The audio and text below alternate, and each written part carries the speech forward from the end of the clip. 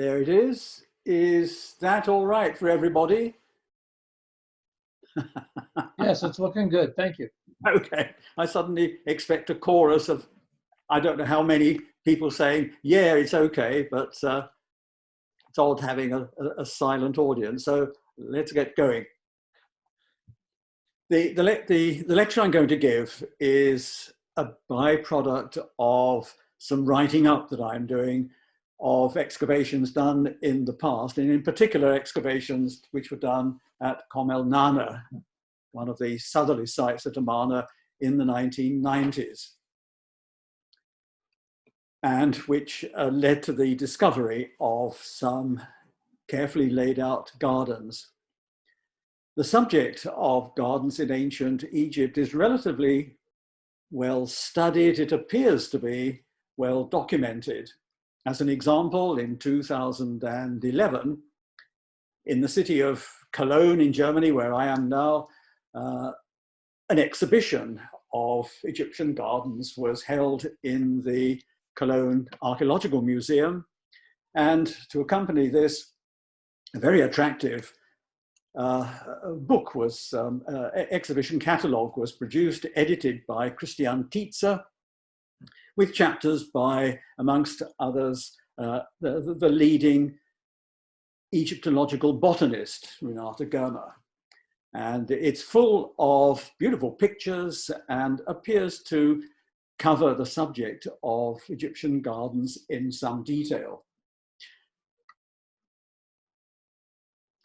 Much of the information that we have, however, is not direct from archaeological excavation. A lot of the information comes from pictures on the walls of tombs and occasionally from temples as well, but it's primarily from tomb scenes, such as this one, the garden of the official Sennefer. It's in his tomb at Thebes. On the right-hand side, you can see either a canal or the river, and a landing place, a handsome front door, gateway, and you pass through a vineyard to Sennefer's house, and all around there are rows of trees of more than one species. There are pools of water with life in, a little booth down here. But I think you can immediately see that this is an idealizing picture. It's not necessarily a straightforward guide to what Sennefer's garden actually looked like. That's something we will never know. And it's somewhat difficult or impossible to identify the various species there, including those of trees. But it's this kind of picture which very much informs understanding of Egyptian gardens and enables an attractive museum exhibition to be put on. Amana produces its own garden picture. Anyone who's been to the tombs at Amana will have seen this. It's a fragment of a wall scene in the tomb of Mary Ra at Amana. It shows in some detail a garden, not a garden of flowers, but a garden of trees and shrubs. You can actually identify some of the species. There, for example, is a dome palm. And in the center is a well, quite a large one.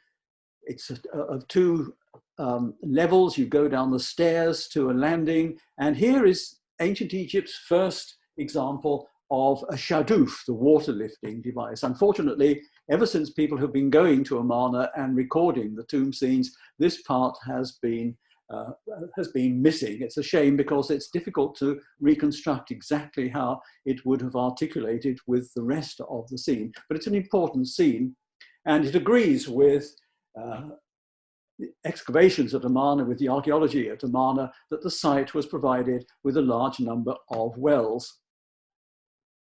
The context of this garden, however, is less easy to understand. It's part of a much more elaborate scene of an area of the city, almost certainly abstracted, idealized. You can't actually identify the particular part of the city where it was.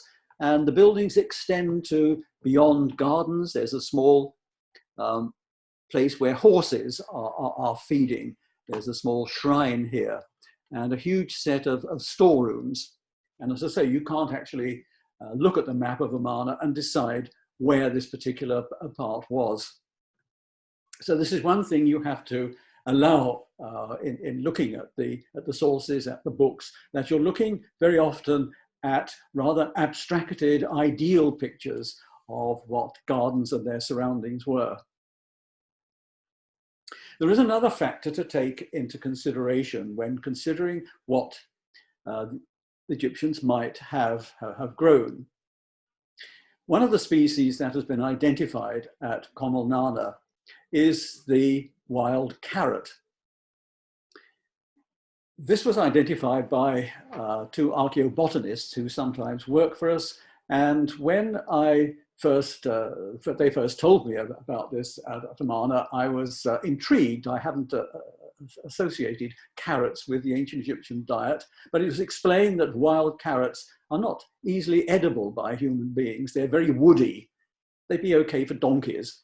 But it's an example of the fact that the plants with names that seem to be familiar to us may not have had exactly the same range of characteristics that we expect now. In the case of carrots, wild carrots still grow, but the carrots we're familiar with are the result of a long period of improvement, of improved breeding in order to make them palatable, that they're relatively soft and sweet and even in texture. But ancient Egyptian carrots were not like that. And when you find them, find the seeds or the various parts in archaeological contexts, they may not have been grown for food. This is something that I'll come back to later on. Now, Amana, being a huge area of ancient city, ought to provide a lot of direct information as to trees, gardens, vegetation. But it doesn't actually provide as much as it ought on account of the very economical style of excavation that was followed in the late 19th century, the first half of the 20th century. This is an aerial view of a house and its surroundings in a part of the site which was excavated by the German excavations under Ludwig Borchardt before the First World War. And you can see a house which has been completely cleared, and it stands within an irregular courtyard. This is the line of the enclosure wall. It's amazing that 100 years later, this brickwork is still visible, although you get a much better image from the air than if you walk around. So here's the house, the enclosure wall. This is a little chapel, and these are outbuildings. But you can see that the spaces in between are still in the same condition that Ludwig Borchardt would have seen them, because the style then was to concentrate on buildings. So that the house would have stood as a low mound. You know there's a house there, you dig it out. You locate the wall, you can see where other things would have been because the ground rises slightly, but it was felt to be a waste of time to dig all of the spaces in between, the very spaces which would have contained how the flat ground was used, which would have included where vegetation was growing. So there is a huge lack of information of that kind, which would have included gardens from the long era of excavation that has been done at Amana. One exception, Borchardt was a good archaeologist, and he does provide one good exception. At the bottom is just the edge of one of the large houses. It's house Q461, and it has a separate extension to the enclosure. In the middle, there was a deep depression. That was expensive to excavate, and so he's only touched a corner. It's almost certainly a well, but could have had something growing on the edges. Here is a chapel, almost certainly containing images of the royal family. It's not really a chapel for the Aten, and it's laid out as if it's a little temple with a pair of pylons at the front. And this is an instance where Borchardt had his workmen clear the entire space except for the depression in the middle, and it has revealed tree pits.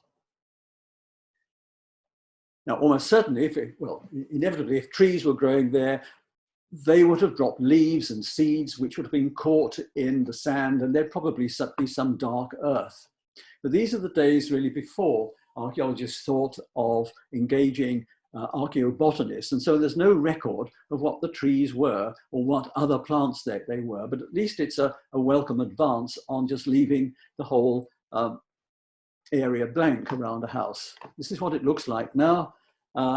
It is surprising, it's encouraging that 100 years after Borchardt was there, a lot of the brickwork is still surviving. This is the house. We don't know the name of the owner.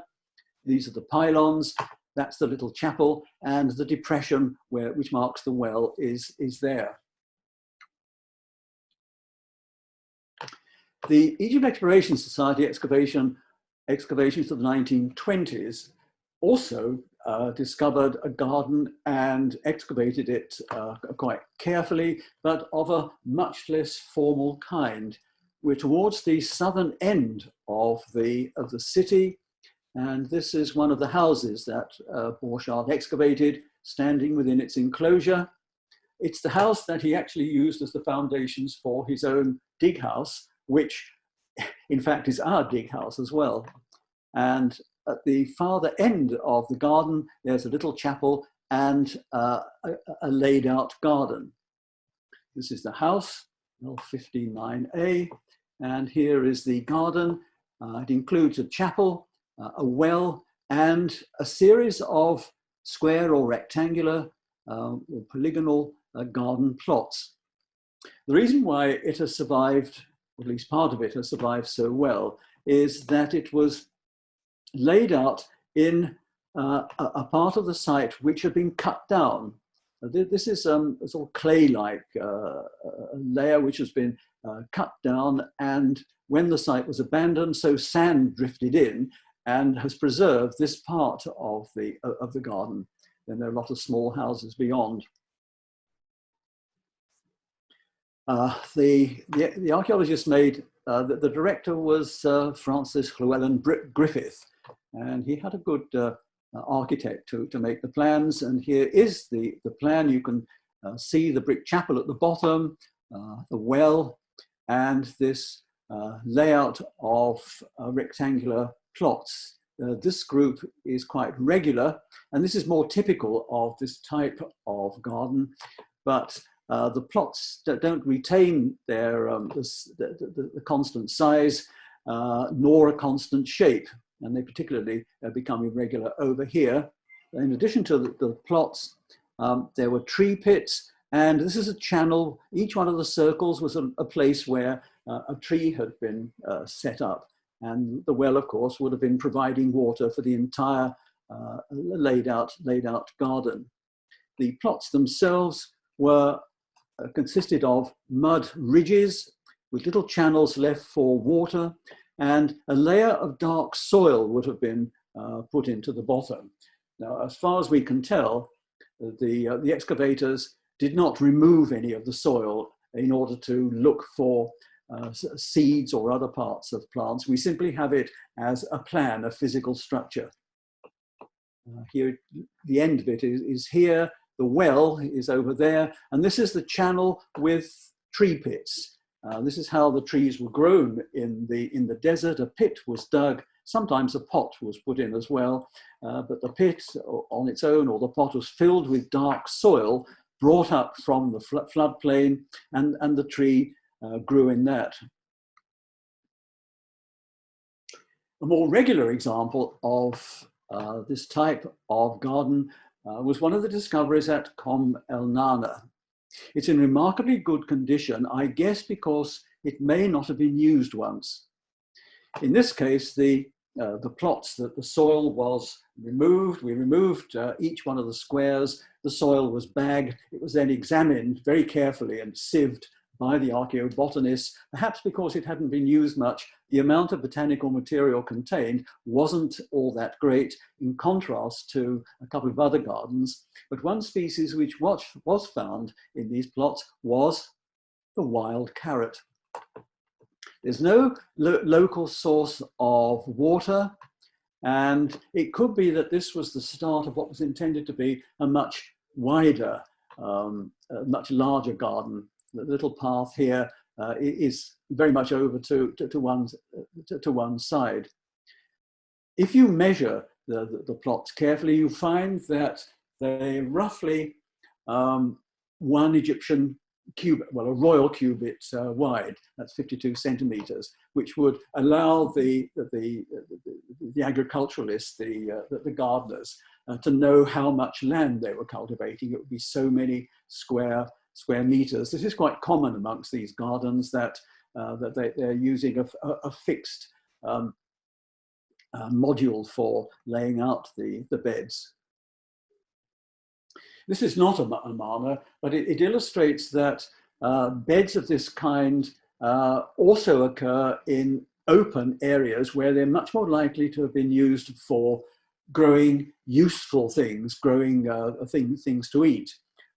Amara West was a fortified town of the New Kingdom. This is the wall with the temple and the administrative buildings inside, which would have made it look like a fortress. So this is the inside, whereas this is the outside. A house had been put there, but then demolished.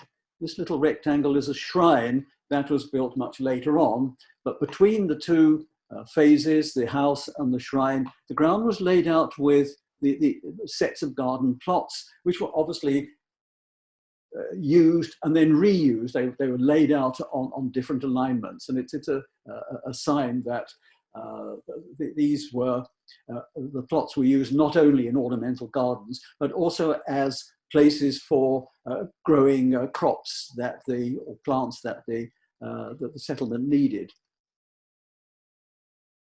I was having a discussion quite recently with David Pepper about the subject, and he drew my attention to a tomb picture which I hadn't come across before. It's based on a fairly early 19th century copy of a scene in a Theban tomb. It's the tomb of a man called Nacht, bearer of the floral offerings of Amun, thought to be of the reign of Amenhotep III, so near to the Amarna period. And it shows a garden very much like the little one at Kom el Nana. David wondered how the plots were watered, because there is only one path. But if you see Egyptians now tending gardens, which they're not laid out in a gridded fashion like this, but they have little subdivisions. People quite happily, in their bare feet, pad across the plots and till the soil and plant the seeds and avoid any ridges that separate the various little basins. So this does make sense. Notice that they're being irrigated. The water is being introduced not by a system, not by channels linked to a well, but in the older style where workmen with a pole across their shoulders bring the water in pottery jars suspended on ropes. It's rather labor intensive. This is a style that you'll see in tombs of the Middle Kingdom and of the Old Kingdom, where gridded garden plots like this or fields are being watered in just this way. And here's another example from the temple of Hatshepsut at Deir el-Bahri. The very fact that this is coming from a temple suggests that this is much less of a sort of pragmatic exercise in growing. What is being grown are lettuces. Lettuces were sacred to Min and also to Amun. So there's an element of sanctity about this particular garden. It has a particular purpose. I've mentioned Kom el Nana. It's an enclosure, in fact, a double enclosure at the southern end of Amana. We started excavating there in 1988. I have to say, in my case, a little bit against my will. We had just started to excavate in some of the houses. We'd finished at the workman's village. And the news came through as we were working in 1987 that the farmers in the area of Kom El Nana intended to destroy the site by turning it into fields. A long argument then ensued between the local farmers and the antiquities authorities and the police, an argument which is still not settled. But the following year, the excavating resources were transferred to Kom El Nana, and we did a series of seasons. We couldn't possibly excavate the entire site, but we excavated portions of it, including portions in the northern part. That's the half of the enclosure that's off this screen, which contains a Coptic monastery. In the corner here, you'll see that little garden that I showed you, a little gridded garden. But I want to direct your attention to the part down here that's called the South Pavilion, which faced onto or stood behind a southern entrance flanked by pylons. Behind it was an elaborate platform, probably with a window of appearance here, so that the platform would have faced in this direction towards the river. This particular building, the South Pavilion, was excavated over 2 seasons, 1990, 1990, 1991. You can see how denuded the site is. It seems that after it had been abandoned, the walls fell outwards and stayed like that, but there must have been stumps visible. And then at some point, you can't tell when it was, maybe during the Christian period as the monastery was being built, or much more recently, people dug out whatever was left of the bricks. And you can see a trench here. That's just the bottom row of bricks there. A lot of the surviving brickwork had been robbed and exposed to weathering. This should be a brick pavement, but it's been reduced to dust. At either end, there were sunken gardens. You can just see a gridded example here, and there's another one over here. This is the a digitized version of the detailed plan which the site supervisors produced, showing the surviving brickwork. At this end, the western end, the mud brick pavement was better preserved. You can see the individual bricks there. And it was also built on a slight elevation. It's built on a low platform, although it's only 40 centimeters above the mud pavement that surrounded it. You can see stairs going up at this end that would have passed through almost certainly a stone frame doorway. The mud brick pavement, mud brick staircase here that took one from the pylon entrance. These squares are the standard foundations in mud brick for stone column bases. So where these squares appear, you know that there was a column there. And this little projection here is really 2 squares joined by thin walls. There would have been a pair of columns here. So there would have been an external sunshade, a little colonnade projecting into the court. And in the center of the court, a sunken garden with some of the gridded plots still there. And at the southern, at the southern end, these dark rounded shapes are tree pits. So you'd have had a garden sunk down low, and this end shaded by trees. This makes it more easy to understand. It's a reconstruction drawing. At the bottom you have the pylons, which had a wide stone pavement, which was removed when all the stonework at Amana was taken away at the end of the Amarna period. And there are walls flanking the areas on either side, which show that the pavement was raised up, probably not a great deal, but sand ramps would have been put in. So it's a very formal processional entrance. Very hard to understand why it's at the southern end, because to the south of Kom El Nana, there's just flat desert. There's no sign that there were any buildings there.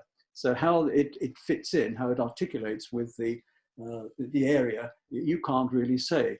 But it's laid out for a formal procession to come in. But no sooner have you come in, you walk a very short distance, And this flight of stairs takes you up into the interior of this building and acts really like a cul-de-sac. Where do you go from here?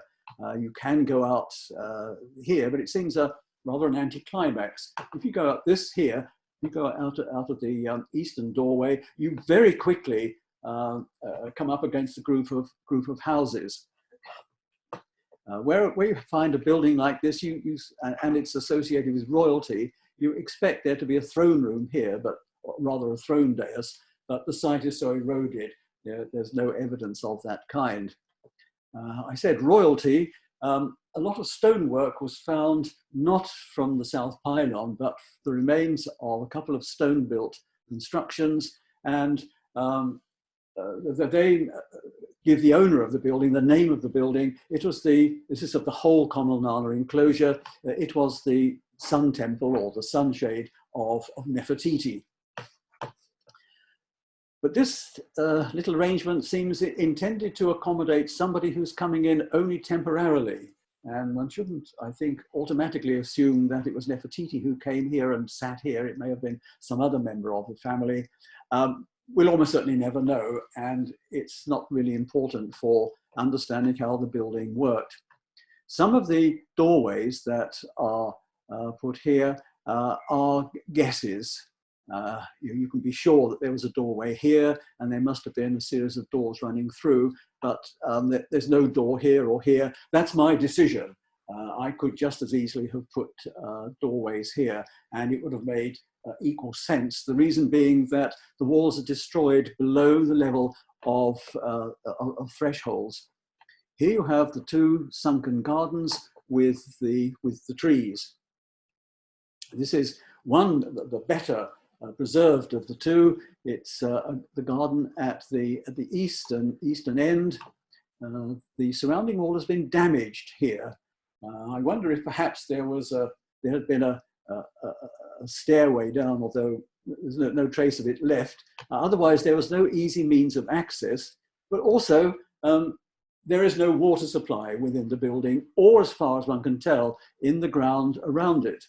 And going back to that picture of the garden in the tomb of Nacht, it's being watered by men with heavy water jars strung, suspended on a wooden yoke across their shoulders. So perhaps through the day, there would be processions of men coming through those relatively narrow doorways, having climbed the steps in order to water the garden by hand. But that kind of rather superfluous labor didn't matter in a society with unlimited servants and slaves and employees. Here it is, again, illustrating the extent to which the pavement had been eroded. This has been reduced to just to dust. It's been removed here just to expose the underlying fill, but had this been brushed also, there would have been no divisions between the bricks. You wouldn't get the plan of the brick pavement.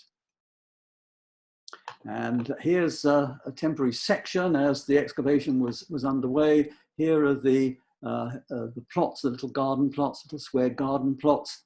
And you can see that when it was abandoned, first of all, just dust blew in. There's a layer of dust, particularly on this side. And then as the walls came down around it, just through natural decay, so brickwork started to filter in. And then when stability and equilibrium had been reached, so sand blew in. It's a lovely piece of stratigraphy.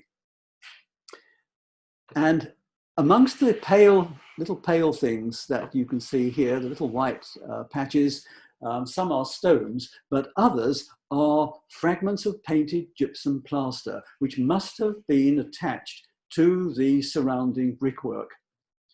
It's so broken up that although we have several trays, there must be several hundred pieces, as yet no one has attempted to restore the designs, although these pieces suggest, in particular the piece here, that the designs were plant motifs, meaning that the garden itself, the plants which you would have seen from above because they were in a pit, would have been complemented by a surround of brightly painted plants on a white background. At the other end, there was also a garden. This is the western end, which was not so well preserved, and it shows the state of the site as it's being excavated.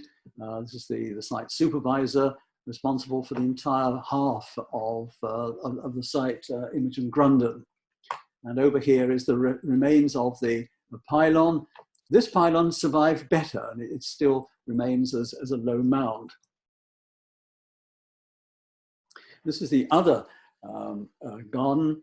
Half of it had been dug away, and in the course of doing that, 2 round pits had been dug. At first sight, it might look as though somebody has dug a well here, but they don't go deep enough to reach the water table. And they seem to be part of a broader area of destruction, which included the enclosure wall, or the edge of the pit, over on this side here. And it looks more as though at some very later period, people had realized that there was a wall here and had thought, there must be a tomb here, and had done an excavation which destroyed it. Destroyed the garden, and also destroyed the wall at this end, hoping to find treasure. So I don't think this is part of the original construction at all. Now, as the garden, I should have pointed out that each one of these squares was originally filled, or when it was first excavated, when it was first exposed, was filled with dark soil, which had been brought in to provide a growing medium for the plants. And this was removed bed by bed. Each bed was given a separate number, and the archaeobotanists carefully sieved the soil and painstakingly, using a microscope, went over the sieve material, taking out botanical material, seeds and various other fragments of plants and leaves of trees, and they've given us a list of the plant remains which were there. Now, you have to be careful in dealing with such lists.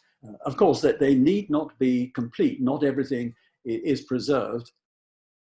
And you think to yourself, well, the soil has been brought from somewhere else, down by the river. Isn't it possible that some of the plant material is incorporated in the soil because it actually comes from further away?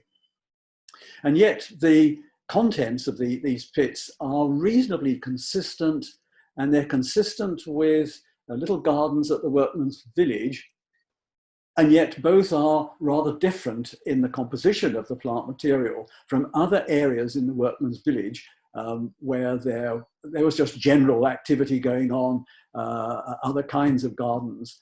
And I think you can have some confidence that the material that has been identified is material that had been growing there. Of course, you don't know how many years the gardens were in use, so you could be seeing the results of multiple plantings. Plus, of course, material would be lost. It just wouldn't survive if it hadn't dropped sufficiently into the ground. Well, here's a familiar plant, basil, and another one, bit of a surprise, beetroot. And castor. Now, the castor is, it's a shrub that goes to roughly waist height. It's very common in Egypt, and it's actually still growing at Amana. Of course, it produces big seeds, which, if pressed, produce castor oil. But I don't think there's any evidence that the Egyptians used it for that. And of course, you must be careful with castor because it's also the source of ricin, which is a fairly serious poison. And with these first 3 species, they may not have been grown for the purposes for which we expect. Celery was also being grown, but this would be rather like the carrots, a celery that would be very fibrous indeed, and it may not therefore have been grown for eating, but for the greenness, the fact that it's just a growing plant with a small and roughly pretty flower. I'll come back to why they were growing it in a moment again. Coriander. Now, of course, coriander is grown for its seed, used as a condiment, and coriander was one of the seeds found in the tomb of Tutankhamun, suggesting that it may have been grown for its seed, used in the way that we would use it. When the experimental ancient Egyptian beer was produced, around about the time that this was going on, there was a lot of discussion about what flavoring should be put in, there being no hops. And in the end, more on intuition than anything else, coriander was used to add flavor to the ancient Egyptian beer that was produced in the 90s. And as I mentioned, carrot is amongst the plants as well. Almost certainly not grown for human consumption, but for some other purpose. And safflower. And this bush with its bright red berries, it's sometimes called winter cherry in English. It has an Indian name also, ashwagandha. Its Latin name is Withania somnifera. It has properties which nowadays are regarded as very beneficial. It's used in homeopathic healing. It also has some narcotic properties as well. And this is a summary of what was being grown in those South Pavilion gardens. What has been found: olives, unless people were bringing in grapes, unless people were bringing in grapes and spitting the pips out. But there were grape seeds were found. We've looked at safflower, castor, coriander, beet, celery, the winter cherry, ashwagandha, basil, and lesser numbers of fragments of olive stones, carrots, the Persia tree, juniper, black cumin, which also produces caraway seeds, melon, watermelon, and particularly from the gardens on the western side, tamarisk leaves and olive leaves. And that takes us to the fact that the gardens had tree pits at one end, pits for 4 trees. Here's a section of one of them. A sort of cup-shaped hole was dug and then lined with clay. You can see the clay in section here. And it's filled with dark soil with some pieces of brick and some sherds. Some of this, of course, may be debris that came in after it had been abandoned. But that is one of the tree pits. And this is what a tamarisk looks like. Presumably, the growing in a small tree pit and for a relatively short period of time, the tamarisk and any other trees growing there would not have reached this kind of size. Why would they be growing material like this? There was a great fondness in Egypt for preparing bouquets of flowers and garlands, which you might wear around your neck, or you could put around the neck of a mummified body, or you could put it around the neck of a statue. And evidently also they would be used in social settings. This is a couple from the workman's village, so not high officials who are wearing their best apparel. The lady has one of these mysterious cones of scented wax on her head, and there are lotus flowers draped over her, and what looks like a floral collar. This could, of course, have been made of faience pieces, but faience pieces based upon actual plant material, and they're carrying bouquets of flowers in which the papyrus and lotus are prominent. And this is a separate panel of decoration from one of the workman's village chapels, a very dense bouquet. Now, some of the bouquets that were made at this time have survived.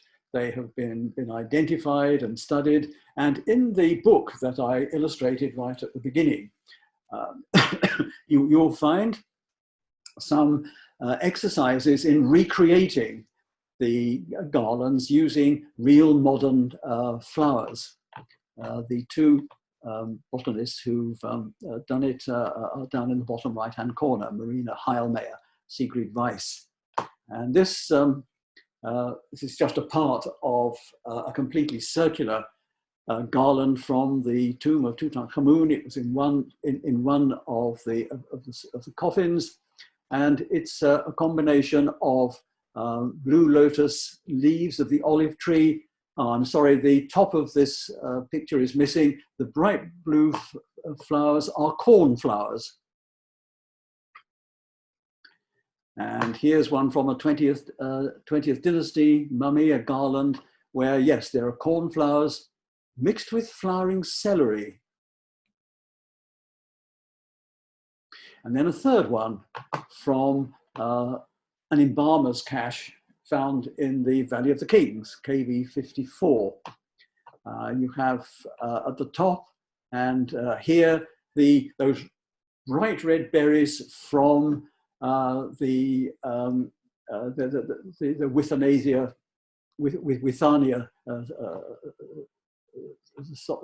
sopinifera. You have cornflowers and leaves of the Persia. Now you'll realize in looking at least two of these garlands that you're looking at plants which were growing in beds at Comel Nana. Oh, and these are further illustrations of how plant motifs were used, this time in wall painting. And yes, these are common fruits, and here they are. So it's a reconstruction of them down here.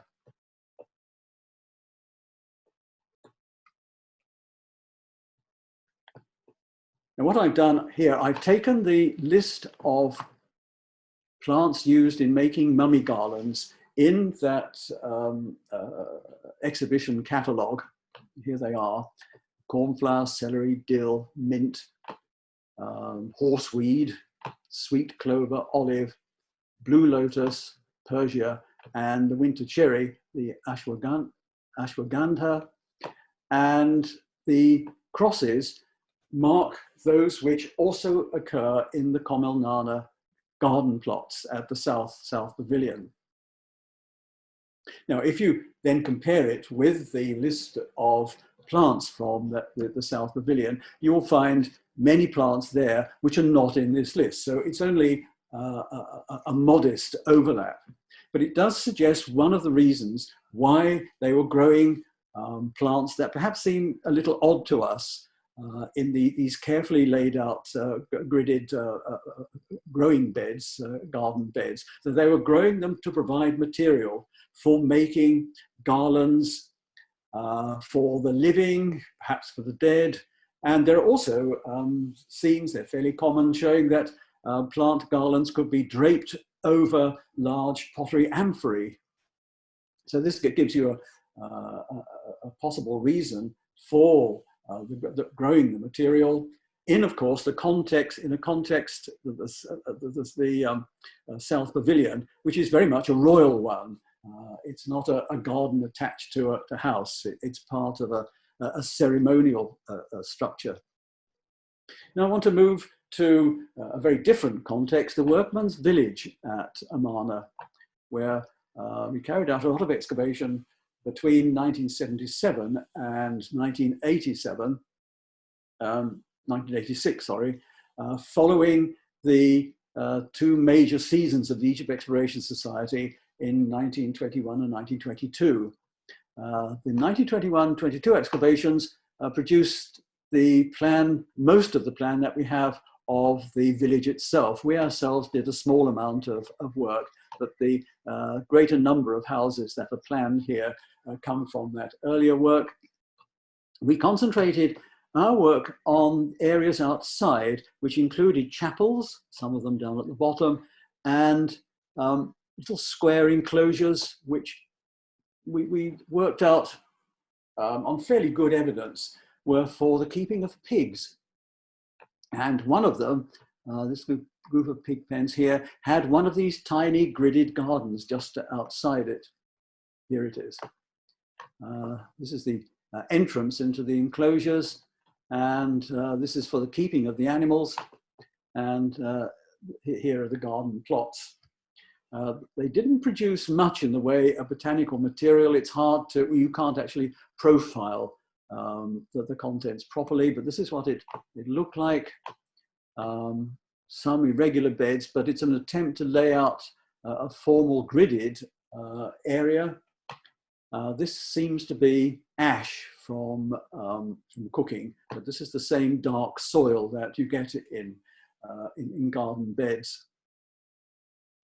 More instructive are some tiny gardens, really miniature gardens, which were part of at least two of the chapels, Chapel 528 and Chapel 531. They have been excavated by the Egypt Exploration Society in 1922, their second season. And one of the tasks we set ourselves when working there in the 1970s, 80s, was to re-clear, remove the drift sand from some of these buildings to get a more detailed record of what was there. And this is a closer view. This is a unique building. Wasn't a roofed building at all. It's a courtyard with a bench round two sides with lots of holes for presumably supporting pottery jars, a central platform, and then in front of it a little T-shaped basin and some miniature gardens. And then down here, a more conventional chapel. This is a little shrine at the back and an entranceway into a courtyard. And as you walked out through the entrance to the outside, miniature gardens on either side. This is that first chapel, the brick bench with the holes and little tiny holes here for supporting things, perhaps small vessels. This one certainly had a staircase originally going up to it, a T-shaped basin, and the little garden plots. Not laid out as a grid, but quite irregularly made with a mixture of mud and stone. The original excavators must have dug out the soil. It's just a bit of dirty, slightly ashy soil here. But with the other one, Chapel 531, the miniature gardens were still in almost their original condition. Here's the little gateway to the outside world, the courtyard, the path leading up to a projecting doorway. This is where the threshold would have been. And two rectangular beds for growing plants. It hasn't been gridded. These are rather larger. And the soil was, again, given the archaeobotany treatment, sieved, and all of the plant remains very carefully extracted with this result.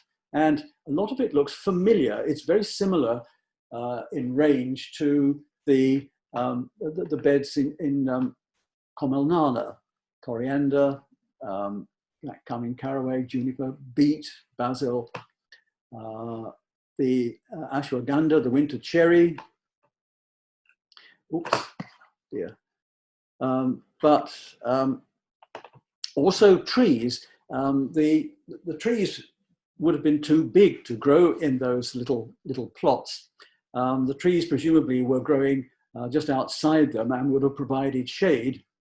But not identity, but similarity of the plants grown in these miniature gardens and suggests also that they may have been providing plants for the making of garlands. And the chapels themselves, they're not attached to tombs. The pit graves where the people were buried are on a hillside behind. The chapels have become separated. But these must be memorial chapels for one's ancestors. They belong to individual families. And it might have seemed appropriate to have the little garden to help memorialize the dead. And of course, it's very rooted in Egyptian thinking that the idea of growth, of plants growing, is a symbol of resurrection. So there may have been that thought as well. And this, of course, leads to consideration of how many options you have when asking the question, what are plants for? You can like the appearance of individual ones, that they give a sense of freshness, of growth coming up just on their own, whatever the appearance they have. Some of them people find uses for to eat or for flavoring, but behind it all hovers this broader possibility of symbolism. And people nowadays who study Egyptian plants are very keen to find symbolic meanings in them, although sometimes this rests just in the imagination of the researcher. But a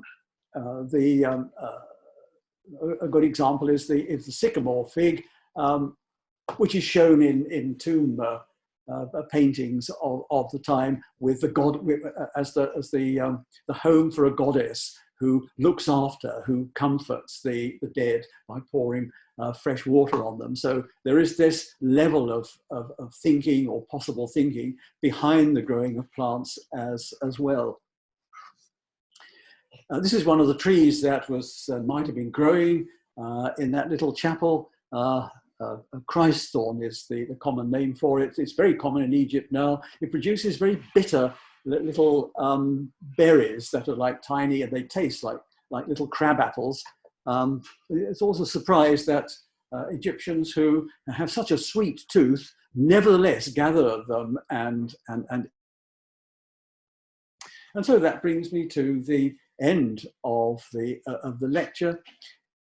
One of the things that I hope I have conveyed is that although you can find books on gardens, including that lovely one I showed at the beginning, we're really only at the beginning of the study of plants and gardens, because so far the amount of actual archaeobotanical material recovered from contexts that we can understand and are useful for study, the amount that has been recovered is really quite small. And the subject, I'm sure, has a big future from excavation with appropriate specialists in attachment. Well, that's the end of my lecture, except I'd like to point one thing. It's a plug for support. All of the material that we find going back to 1977, or almost all of it, is stored in storerooms, antiquities magazines at the site. This is our dig house. And we have run out of space. And we're also faced with the need that more of the study that we do is done inside the magazine rather than on material which has been taken out into workrooms in the house. And we have launched an appeal for funds to build a big magazine extension, for which we now have permission. And there is at the bottom a link,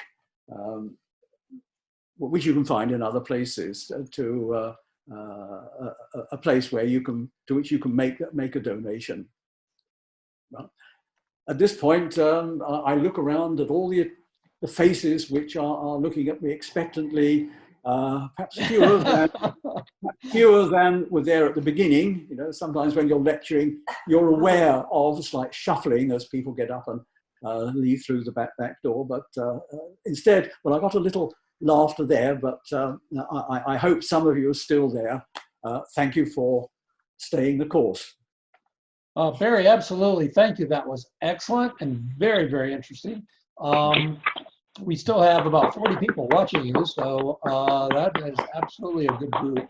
Let me relay some questions first, and then I'll throw it open, and you'll see everybody's face, and then they'll ask you directly any other questions. There was quite a bit of interest in your plant list. So from James Bigelow, are the plant lists available somewhere? And a related question, from Nancy Cooper. Can we get the list of what was being grown? Yes, it's in a publication that is quite obscure. The archaeobotanists, in order to satisfy grant requirements, they're not employed by the expedition. They do this in their in time off. They wrote a preliminary report, which I have used for this paper. It's a book on African plant uses in the past. I don't know how I can give you the title, but you might find it difficult to acquire. Somebody said that this lecture is being copied, recorded. I mean, it is on there. That's one reason, in fact, why I put the list in. The archaeobotanists, I got in touch with them recently, and they're still intending to make a much more detailed study. The list that they give in that paper isn't a complete one. It's only a partial one.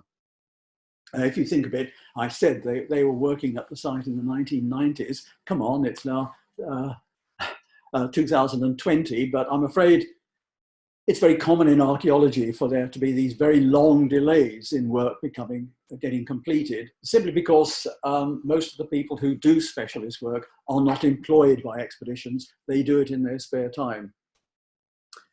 Okay, there was another question. Can we get the title of the book with the reconstructions again? There, the pictures of the reconstructions are taken from that book I showed you at the beginning, edited by Christian Tietze. I had actually missed it when it first came out, and I bought it through Amazon about 3 weeks ago, and it came very quickly, and it's modestly priced. It's in German, but the pictures are beautiful. It's it's very well illustrated, and there's something on the individual plants, so it does indeed contain a list of itself, although you won't find many of the plants that I have mentioned in there. And conversely, some of the plants that you might expect to have been amongst the material that we have discovered, like poppy, for example, is not in our lists. I would have expected, as common nana, there to have been onions, perhaps. Now, we've got onion from the workman's village, but not from the common nana plots. But of course, what we have is a tiny, tiny sample. There must be an immense amount still in the ground at Amana. But there's no point in excavating unless you have your specialists lined up. And of course, it is an intense speciality to make these identifications from not just seeds, but leaves. Roots are particularly difficult, I'm told. I, of course, am not a botanist. I just pick these things up from books. Thank you. We have another question from Laura Engel. Were the gardens sunk down to give them partial shade from the hot sun, possibly to conserve water by keeping the plants from drying out? That seems sensible.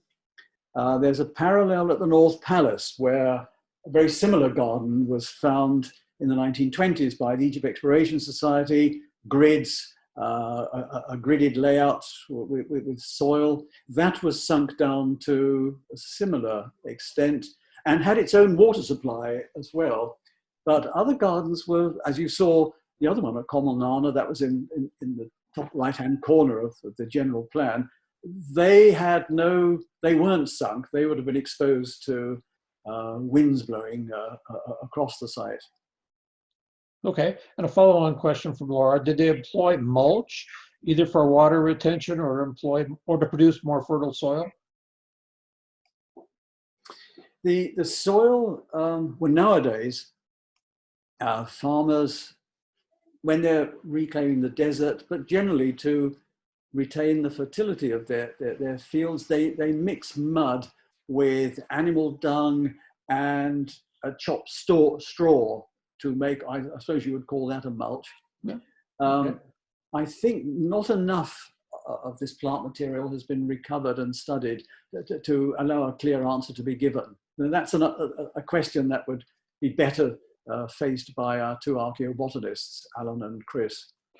Okay, and from Nancy Page Cooper, can you send the link for us to donate to the your magazine extension at Amarna? Oh yes, indeed. Now, which address does this go to? I would just send it to me, and we can send it around to all the members. And I'll send the title of this the preliminary report with the list of species and where they were found. Oh, that'd be great. Thank you. And let's see, again from Laura, can you tell us about the Adopt a Brick fundraiser and how to participate? I will do that at the same time. Great. Okay, and let's see, we have a couple more. In the very first, this is from David Lovering, our president. In the very first site you discussed, might in a large depression adjoining the well have been a lake? I'm thinking of the illustration of ducks shown later. They would have required a watery environment. The Big Depression. Which one was that? Well, I can comment. Oh yes. Generally, across Amana, there are large numbers of depressions, very few of which have been excavated because of the cost. When they have been, they go down very deeply. In particular, the North Palace, there's a very large depression. And when the first excavators made their report, they saw it as a shallow lake, and still in books, you see it reconstructed as being a shallow lake. And yet when we worked there, again, it was in the 90s, trenches were dug which reached the water table, but below the level at which you'd expect to find the bottom. And then we did some coring, and again, we couldn't reach the bottom, and it suggests that it's a very large, deep hole, probably the source of water, and it's more of a well than a shallow lake. The one shallow lake we know about is the one at Maroatan, which was quite extensive, very rapidly excavated in the 1920s. The site unfortunately doesn't exist anymore. They comment that in the mud at the bottom, there were the roots of plants were visible. And of course, one plant I haven't mentioned, illustrated, are the lotus. And Egypt is famous for, ancient Egypt is famous for its lotus flowers, which are more correctly referred to as members of the lily family. Fragments of the plants don't show up in botanical records, presumably because there weren't any large bodies of water local. They would have been brought in from somewhere else. And if they were used at Komel Nana, it's within walking distance of Maroatan. So Maroatan might have been the place where they got them from. But across the city as a whole, it's very difficult to identify something that was actually a pool with a relatively shallow bottom. You don't want to try to grow water plants in something that's quite deep. So that's another area of uncertainty. Okay. Another question from David. Considering that the soil was almost certainly produced in place, is there any way to gauge the pH and nutrients? Oh, I don't know. That would be, I don't know how you would do that. Okay. Question from Shauna Scott. Go ahead. Botany themselves have never mentioned that. They're very focused on the recovery of plant material, but that's an area of knowledge that it's beyond me. Okay, thank you. Sorry for interrupting. Shauna Scott asks, were the plants taken with the people when they abandoned Amarna? Oh, you can't answer that. And some of the trees would have been too big, and they were very common. There'd be no point in taking them. And what they might have done with trees is cut them down for the wood. Yes, I can imagine they would do that. So it's not wasted. They must have kept seed anyway in order to make sure that the plants would continue to grow year on year. So I assume there would be a gathering of useful material like that, rather than uprooting them and taking them in buckets of soil. But I'm guessing. Okay, thank you. And let's see, from Frederick Botha. What can be seen today at Kamil Nana? Are all traces of buildings there gone forever, never to be excavated again? No. The edges of the site have been cut into as the farmers have rejected entreaties to leave it alone and have tried to get away with continuing to cultivate, although at the moment the law is more strongly enforced and things are stationary. But the bulk of the site is still there. It's getting increasingly damp. Most of what we excavated in the past, we covered up as we went. So if you go there now, you can see some pieces of wall, but the Sunken Gardens, for example, are filled in. If you go to Amana and ask the inspectors to take you there, they probably will. You're not allowed to go there by yourself. Okay, oh yes, and a few years ago, we raised some money. We spent a certain amount of money putting a barbed wire fence around the site. It's more or less still there, I think. I'm going to have a look at it. Okay, good. And last relayed question from Ruth Fink Winter. Can you please display the book again, please? Trying to get the author so she can get a copy. Well, the author, his son, or the editor, his first name is Tietze, T-I-E-T-Z-E. That's his surname, sorry. T-I-E-T-Z-E. And his first name is Christian Tietze. Okay, and thank you very much. And stand by. I'm going to promote everybody to panelists. So we're going to have a landslide of people joining us, and they'll be able to talk directly with you. A couple of things I think we could mention is that the Amarna Research Foundation, if you donate to Barry's causes, you can designate what you want to donate it for, like for the bricks or for any other project he has going. And it's tax deductible in the US. You can just send us a check. You don't have to go through any international things at all. So it's a good way to get money to Barry, and you can specifically designate it.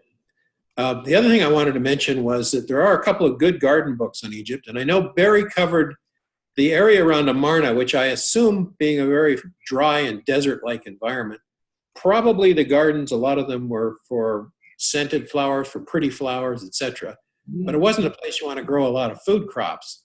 So I would say that probably most of the food came from across the Nile. You've got that fertile ground over opposite Amarna, which grow melons and cucumbers and wheat and barley and all sorts of things. So, you know, Amarna was probably, as Barry said, more symbolic and, you know, grown flowers for ceremonial and also, you know, for pretty flowers. There are 3 books available for gardens in ancient Egypt, just for general stuff. One is called The Garden in Ancient Egypt by Alex Wilkinson. Another one, An Ancient Egyptian Herbal by Lise Green, and Pharaoh's Flowers by Nigel Hepper. So those are available for just general garden plant kind of things around Egypt, not in Amarna, but around the rest of Egypt.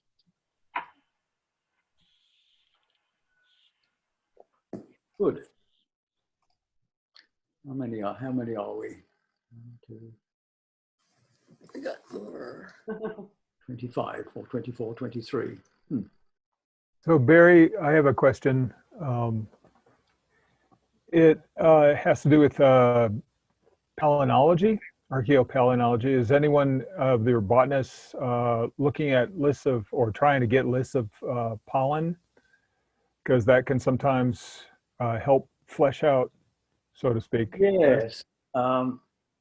I understand that the difficulty with pollen is that it travels through the atmosphere very readily, and therefore samples may not necessarily be indicating what is grown at the place where you've collected the sample. It may have drifted in. I had some discussions about this quite a long time ago and was rather put off with pursuing it further. Okay. Perhaps it can be done better now. I mean, I rely very much upon the expertise that happens to come along. And we have these two very good archaeobotanists who occasionally come to Amana and resume their work. We have a lot of unstudied soil samples still in the magazine. No, you're too Barry, is the major source of groundwater in Amarna due to Nile intrusion into the underlying limestone, or is it more due to actual local aquifers? The low desert, on which Amana is located, is it's a mixture of sand and gravels. It's not solid bedrock, and yes, it must be joined both with the water that is coming down through the Nile, but also is part of the general aquifer that's under North Africa. It varies quite a lot in how close it is to the surface. One thing that has puzzled me since I first started to work at Amana, it all began when I had the old expedition house repaired. The older archaeologists who'd worked there had dug out one of the wells, ancient wells, had put iron pipes down and had a pump at the top, and we reactivated that. But when you tried to drink the water, you discovered it was salty. You wouldn't really want to drink it at all. And the question, therefore, is this a phenomenon that has developed since ancient times, or was it always brackish? It's not surprising, because the floodplain itself has a lot of salt in it. And of course, the archaeologists, we all know about this from the damage it does to stonework. It makes the surface of limestone and even granite break up. Now, it just so happens that there's a man from Manchester University, Keith White, who is trying to get a project going in conjunction with the University of Minya, which involves getting permission to take water samples from under the ground at Amana, particularly on the sites of wells, to have them analysed, and he's trying to pursue this, although quite how it'll work, I don't know. But the puzzle remains, what did they drink? Was it necessary, did it have a limiting effect on the plants they grew, that the water was a bit salty? Does this mean that the water they drank, they actually brought from the Nile, which would be quite a long journey? I don't know what the answer to that is. Well, thank you. Barry, this is Dick Harwood. Can you hear me? Am I on? Along that same line, I had a question about how deep the wells were, whether they just tapped the groundwater, the water table that came in from the Nile, or whether it actually did reach the aquifer. And a related question to the water, is there any evidence of Akhenaten having to approve wells, particularly in the workman's village? Could anybody tap into those water sources without the king's permission? Obviously. There were no wells at the workman's village. The water table would have been far too deep beneath the surface. I've probably misused the word aquifer. I meant the water table, which would have varied quite a lot according as the Nile rose and fell each year. We did, in 1987, do a large excavation at one of the wells. It's quite a dangerous excavation, which I wouldn't do now. Besides, we're not that strong. I think we went down 5 or 6 meters, and it became damp, and we had to stop. But then, in the Amarna period, the water table was probably lower. And so in the end, it was interesting to see the shape of the well, and also the variety of sediments that lies underneath the desert surface. But it didn't really answer the question of how deep they fully went. And oh yes, the question was, did they need permission? I somehow doubt it. The whole city gives the impression of being built according to local discussion and people's own initiatives. It's not a planned city at all. It's an example of, if you like, self-responsibility. So I doubt very much if permission was needed for digging wells or building houses for that matter, as long as you kept it within bounds and didn't stray out into the desert, which I think was prohibited to people in order to protect the creation of the royal tombs. Thank you. Self-organized was the word I was looking for. Yes, Amana is a great example of self-organization on quite a large scale. I'd like to give some of our newer attendees an opportunity to speak out. I've noticed a lot of faces I don't see very often. If any of you would like to ask a question, this is your opportunity.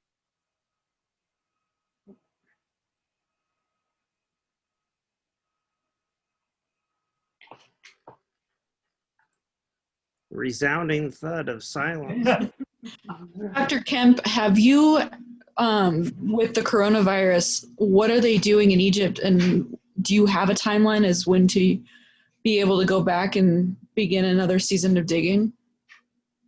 We don't always dig. We also work just in the house on the material that is in store, that comes from the excavation. Miriam, my wife, who's sitting here beside me, we're flying to Egypt next Sunday. Okay. We have a flat in the old part of Cairo, so we'll stay there for probably a week, and then a minibus will be sent up from Amana, which will take us there, and we'll stay in the dig house until, it's the 6th of November. We plan to go back to Cairo and then fly back to Germany on the 14th. The government issues figures about the number of coronavirus cases. They're relatively low. You might feel suspicious about this, but on the other hand, Egypt is a hot, dusty, very dusty country, which is a very bad environment for viruses. In the streets, the rule at the moment is that you should wear your face mask or face a fine. The further away you go from Cairo, the more you expect to find people not following that. But nevertheless, that rule is there. The government claims to have set up a lot of hospitals and to be able to be coping very well. They give the impression of confidence in what they're doing. In a way, being at Amana especially, I feel is safer than being in Europe. Thank you. Barry, I have one other question that unrelated to the water. You were talking about lettuce, which of course was associated with the god Min because of its milky white excretion. That's right. Yeah.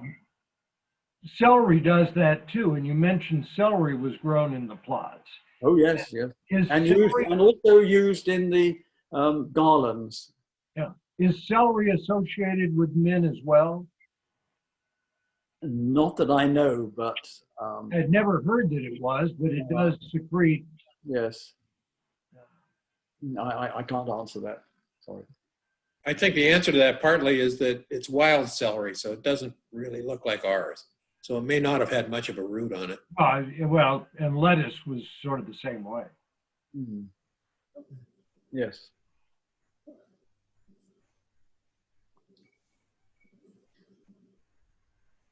I'm glad to see at least some people got their costumes ready. I'm afraid- I didn't realize it was a costume no, party. Nobody told me. Ma. It was in Rodney's email. I have a lot of hats. You know, as follically challenged people have a lot of hats. There we are. Now we're starting to see some. Look at Laura. Well, I don't have I like that. I don't have a costume, but I do have my pet papyrus. Your cat. My pet papyrus. Thought a pet papyrus, right? Oh. Great, Jane. Ah, yes. There we are. Oh, is that Jane? Yes, The papyrus. Is that? yes. Found at the Wild and Exotic Ace hardware store. Ah. Well, Dennis is very impressive. His knee-meat headdress. All hail Pharaoh. Thank you. Thank you. Dispensations will be coming. Just hold things. You're going to see another. Miriam. Here she is. Come and take the pride of I've place. got one. There we are. All right. Good. Great. A crown/hat my best friend gave me after I graduated in Egyptology. And I'm not sure if you can see it, but it has a little comic here.